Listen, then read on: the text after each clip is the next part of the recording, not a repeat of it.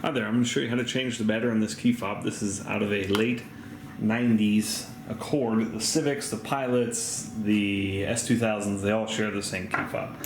So here's what you need. You need a new battery. This takes a 2025, and it says it on the back of your battery, CR2025. You get these on Amazon, they're very cheap. There's a link below in the description that will take you right to Amazon. You can get what you need. And then you need a flat blade screwdriver. So in essence, this little slot here, there's a little two dots here, one's open, one's closed.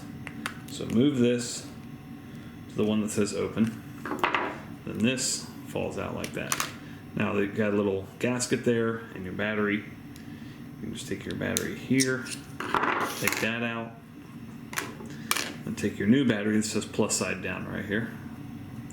Take your new battery, plus side down, and on this, same thing. You just want to line up that little arrow with the open tab, with the open button, and close it up. And you're all set, and you can check it, hit your little button, and that little red light comes on.